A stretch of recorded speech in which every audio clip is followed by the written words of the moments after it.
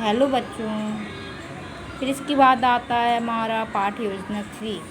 विद्यालय का नाम, कक्षा, विषय हिंदी, कालांश जितना भी हो आपका, दिनांक डालिएगा, वर्ग डालिएगा, विषय व्याकरण है, अवधि डालिए जितना हो।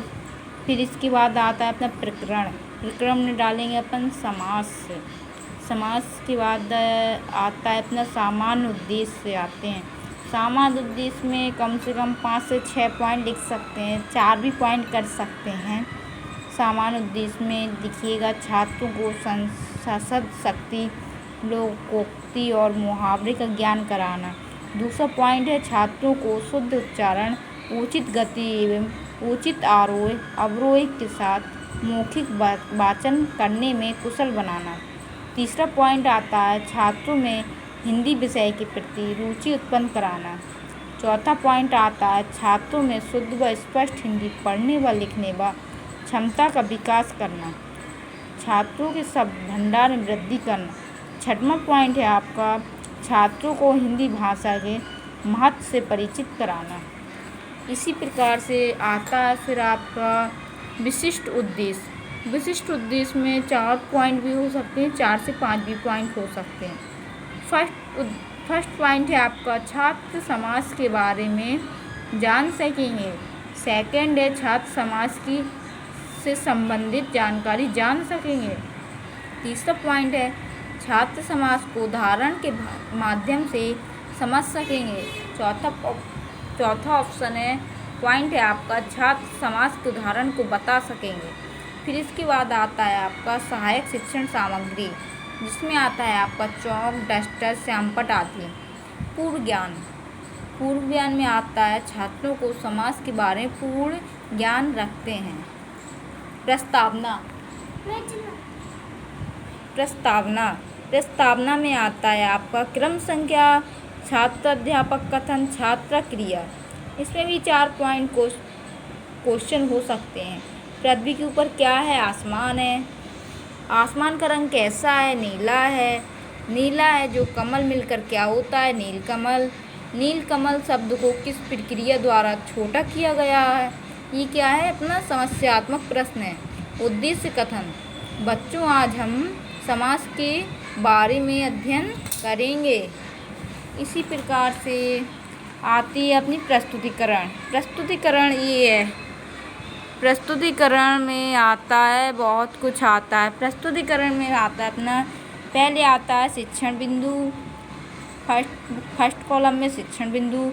सेकंड में आता है छात्र अध्यात्मक कथन आता है। फिर आता है प्रयुक्त छात्र क्रिया आता है। फिर आती हैं प्रयुक्त विधियाँ। फिर आता है श्यामपट्ट कार्य। इसके बाद आता है समास। फर्स्ट पॉइंट है समास।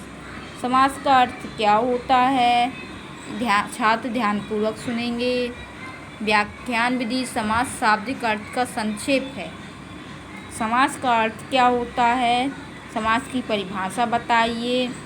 स्पष्टीकरण। समास का शाब्दिक अर्थ है संक्षेप। समास के द्वारा शब्दों को छोटा किया जाता है। परिभाषा। 2 या 2 से अधिक शब्दों से मिलकर बने हुए शब्द, नए सार्थक शब्दों को समास कहते हैं। समास के नियमों से बना जो शब्द है वह समस्त पद या मासिक शब्द कहलाता है। समास रचना में 2 पद होते हैं। पहले पद को पूर्व पद तथा दूसरे पद को उत्तर पद कहा जाता है। समास प्रक्रिया में पदों के बीच की विभक्तियाँ लुप्त हो जाती हैं, जैसे राजा का पुत्र, राजपुत्र। यहाँ पर का विभक्ति लुप्त हो गई है। समास के उदाहरण प्रतिदिन, भरपेट,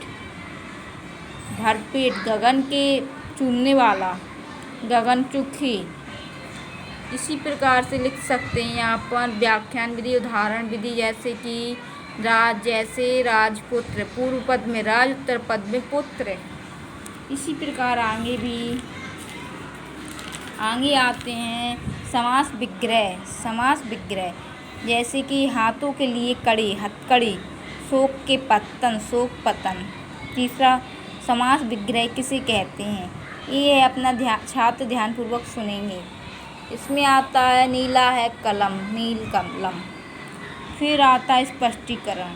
समस्त पद के सभी पदों को अलग अलग किए जाने की प्रक्रिया समास विग्रह कहलाती है। जैसे नील कलम, नीला है जो कलम।